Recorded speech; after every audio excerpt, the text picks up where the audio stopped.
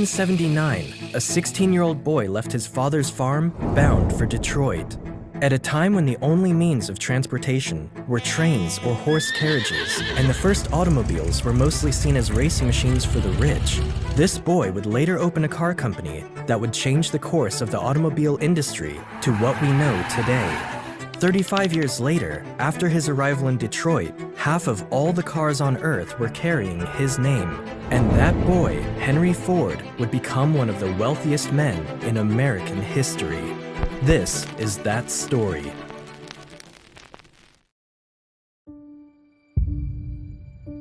Henry Ford was born on his father's farm on the 30th of July, 1863, in what is now Dearborn, Michigan. His father, William Ford, owned a farm where everyone in the family lived and worked. And being the oldest son of 6 children, Henry was expected to take over the family's business. However, he was nothing like his father and was never interested in his business. At the time, farming was labor-intensive, slow, and rigorous.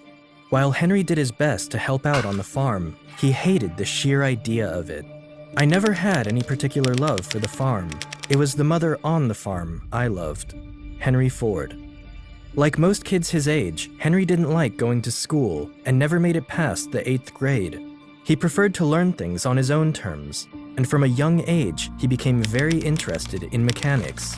This curiosity for machines led him to study every piece of machinery he came across. At the age of 12, his father gifted him a pocket watch, and after playing around with its movements, he learned how to take it apart and put it back together in a matter of minutes, as well as the watches of his friends and relatives. He later gained a reputation as a watch repairman and began fixing watches for people in the neighborhood. When Henry turned 13, he came across a steam engine for the first time in his life during a school trip to one of Detroit's companies, and that's when his passion for mechanics became an obsession. And for the next few years, it became his new hobby. By the time he was 15, he had constructed his first steam engine. But his life took a turn when Henry lost his mother, Mary Ford, to a sudden illness. Henry had shared a deep bond with his mother and was closer to her than anyone else on the farm. Devastated by her loss, Henry's hate for the farm intensified. He began looking for a way to escape his situation, as the farm held too many memories of his dear mother. After turning 16, and against the wishes of his father, Henry packed his things and left the village in search of a new direction in life. At the time, Detroit was rapidly becoming a city of industry thanks to the steam engine, and the city was hungry for young engineers looking for work.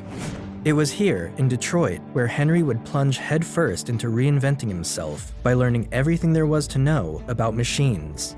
He took a job at a streetcar manufacturing company known as Michigan Car Company Works.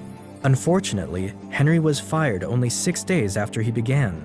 After being unemployed for some time, he found a job as an apprentice at the James Flower & Brothers machine shop, where he earned $2.60 per week.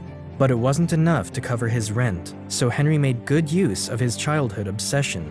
He found a night job as a jeweler, cleaning and repairing watches 6 hours a night and 6 days a week for $3 weekly. Despite pulling so many jobs together to make ends meet, Henry would still study and experiment with machines whenever he had free time. In 1882, when he turned 19, Henry Ford decided to return home to Michigan. He still hated farming, so he did very little work there and spent most of his time playing and experimenting with the machines he found on the farm.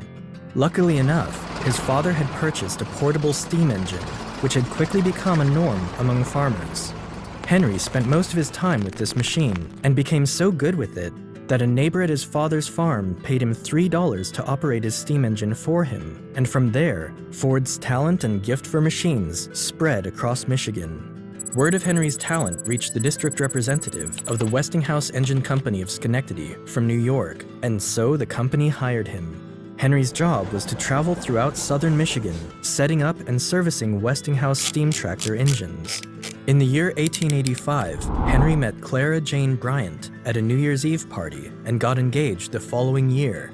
As a wedding gift, Henry's father gave his son 40 acres of land, but rather than turning it into a farmland, Henry had other ideas.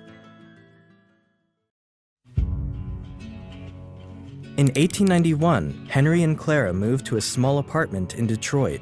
Around this time, Henry came across a British magazine and learned about the gas engine. This gas engine was being produced in small quantities by a German engineer called Nicholas Otto and was very different and far more efficient than steam engines. For one thing, they didn't need 30 minutes to start up because the engine did all the combustion it needed internally.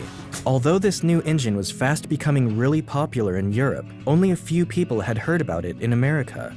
Luckily enough for him, he found someone in the city who owned one.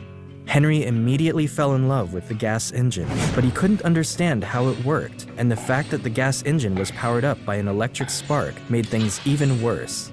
Knowing he had to learn more about this, Henry applied for work as a night engineer for the Edison Illuminating Company for a salary of $40 a month.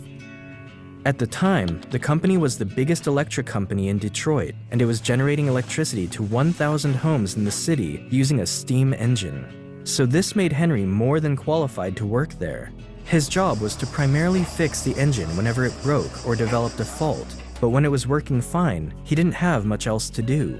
This gave Henry more than enough time to immerse himself in learning about electricity and how it works.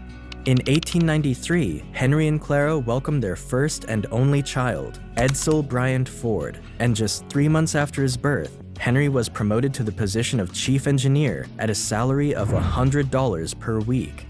That same year, Henry succeeded in creating his first working gas engine, which was the first step in his dream of creating a horseless carriage. It wasn't until June 4th, 1896, at exactly 1:30 a.m., when he finally completed his experimental car using a gas engine. He called it the quadricycle. The quadricycle was essentially a crude contraption that consisted of 2 bicycles placed side by side and was powered by a gasoline engine. While the experiment was successful, it had a few issues of its own. This experimental car had 2 gears, and neither one was for going in reverse or going forward. But the biggest problem was that it had no cooling system, and so the car was prone to overheating after running for a while. Henry made multiple adjustments to the car, but the most notable one was adding a cooling system to the vehicle. He later sold the vehicle for $200 and used the money for another big project.